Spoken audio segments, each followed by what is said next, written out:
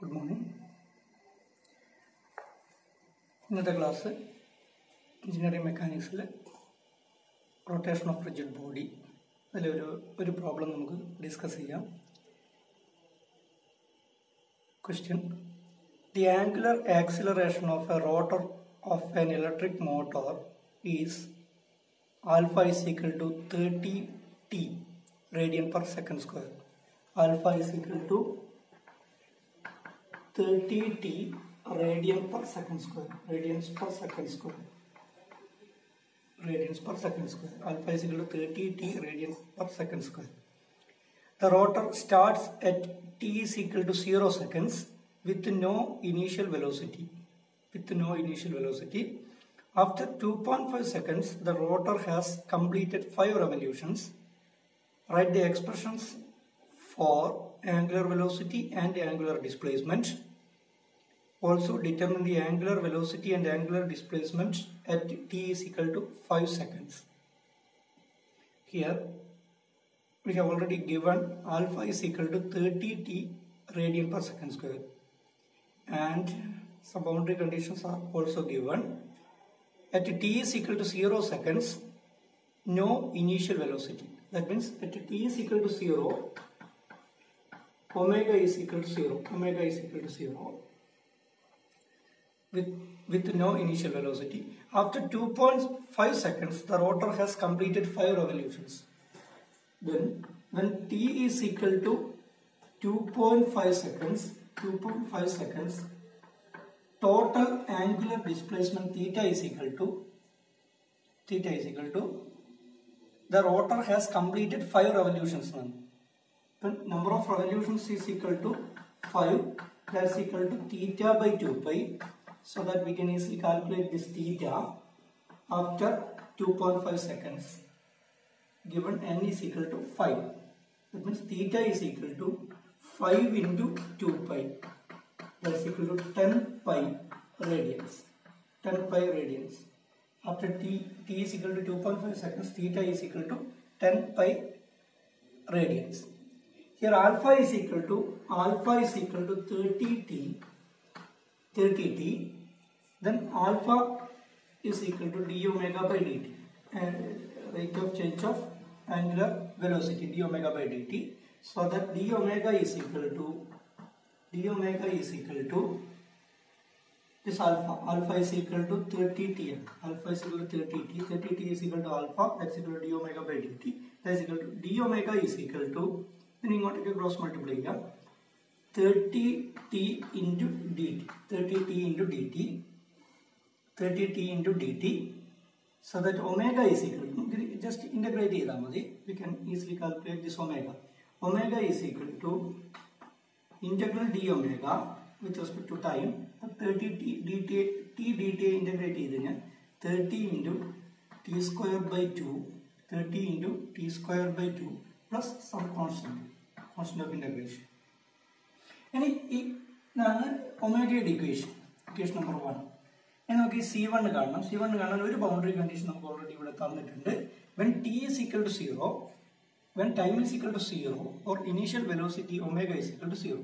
അത് ആ boundary condition ഇവിടെ apply ചെയ്ത് കഴിഞ്ഞാൽ omega is equal to 0 when time is equal to 0.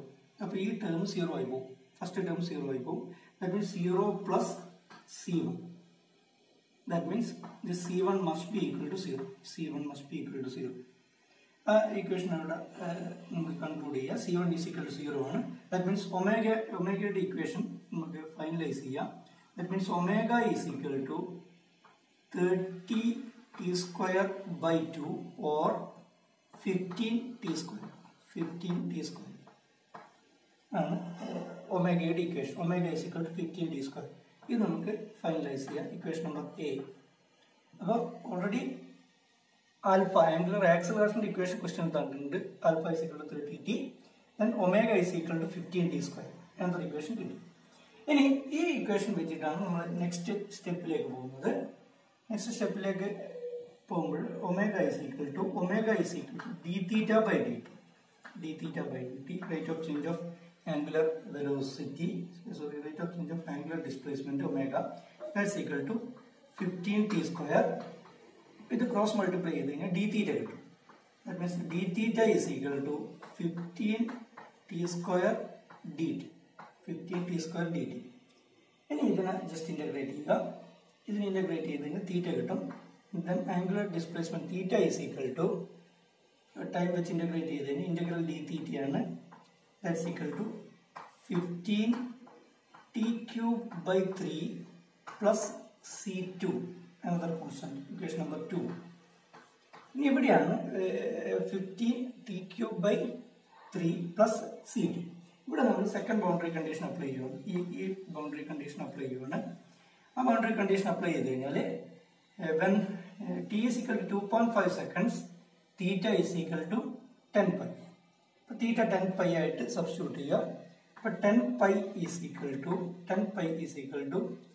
15/3 into 2.5 cube plus C2 ഇത് നമ്മൾ റീഅറേഞ്ച് ചെയ്ത് സോൾവ് ചെയ്ത് കഴിഞ്ഞാൽ C2 is equal to ഒരു ഇക്വേഷൻ കിട്ടും.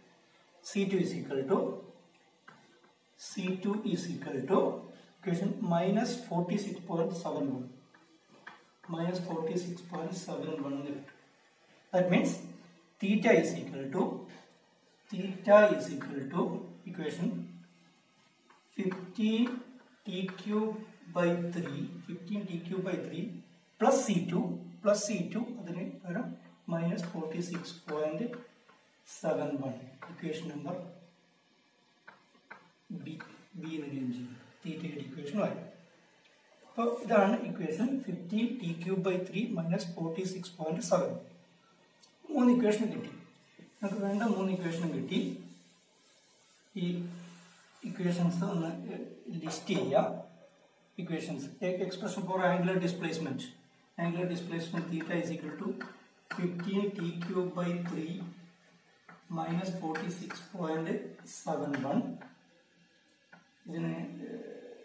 ഇതാണ് ഒരു equation. Then omega is equal to ഒമേഗയുടെ ഇക്വേഷൻ ഓൾറെഡി നമ്മൾ ഫൈൻഡ് ഔട്ട് ചെയ്തിട്ടുണ്ട്. omega is equal to 15t square. Then alpha is equal to already നമുക്ക് ക്വസ്റ്റ്യൻ തന്നതാണ് 30t. ഇതാണ് equations. Angular displacement, angular velocity, then angular acceleration. ഇനി നമുക്ക് find out ചെയ്യേണ്ടത് also determine the angular velocity and angular displacement at t is equal to 5 seconds. t is equal to 5 seconds ആകുമ്പോൾ angular displacement തീറ്റ നമുക്ക് find out ചെയ്യാം. ഇതിൽ substitute ചെയ്യുക. ടിയുടെ value substitute ചെയ്ത് കഴിഞ്ഞാൽ നമുക്ക് theta is equal to 578.29 radians കിട്ടും. Then at T is equal to 5 seconds omega ഇവിടെ സബ്സ്റ്റിറ്റ്യൂട്ട് ചെയ്ത് കഴിഞ്ഞാൽ 15 into 5 square. That omega is equal to answer കിട്ടുന്നത് 375 റേഡിയൻ പെർ സെക്കൻഡ് ആണ്. Then after t seconds alpha is equal to ഈ 5 ഇവിടെ substitute ചെയ്താൽ മതി. അപ്പോൾ 150 30 into 5 150 radian per second square കിട്ടും. ഇതാണ് ഫൈനൽ ആൻസർ. ഓക്കെ, വളരെ സിമ്പിളായിട്ട് നമുക്കിത് കംപ്ലീറ്റ് ചെയ്യാം. ഇപ്പോൾ ആംഗുലർ ആക്സിലറേഷനും ആംഗുലർ ആക്സിലറേഷൻ ക്വസ്റ്റ്യൻ തന്നിട്ടുണ്ട്. അപ്പോൾ ആംഗുലർ ആക്സിലറേഷൻ മീൻസ് അത് rate of change of angular velocity ആണ്. ആ കൺസെപ്റ്റിൽ പോവുക. ആ ഇക്വേഷനെ ജസ്റ്റ് ടൈം വെച്ച് ഇൻ്റഗ്രേറ്റ് ചെയ്യുക. ആംഗുലർ ആക്സിലറേഷൻ ആണ് ക്വസ്റ്റ്യൻ തന്നതെങ്കിൽ ടൈം വെച്ച് ഇൻ്റഗ്രേറ്റ് ചെയ്ത് കഴിഞ്ഞാൽ ആംഗുലർ വെലോസിറ്റി കിട്ടും. ആംഗുലർ വെലോസിറ്റി കിട്ടിക്കഴിഞ്ഞാൽ അതിനെ ടൈം വെച്ച് അഗെയിൻ ഇൻ്റഗ്രേറ്റ് ചെയ്ത് കഴിഞ്ഞാൽ നമുക്ക് ഈസി ആയിട്ട് ആംഗുലർ ഡിസ്പ്ലേസ്മെന്റ് ഫൈൻഡ് ഔട്ട് ചെയ്യാം. കറസ്പോണ്ടിങ് കോൺസ്റ്റൻസ് ഫൈൻഡ് ഔട്ട് ചെയ്യാം. നമ്മൾ കറസ്പോണ്ടിങ് ബൗണ്ടറി കണ്ടീഷൻസ് അപ്ലൈ ചെയ്യും. ഇതാണ് കൺസെപ്റ്റ്. Okay, thank you.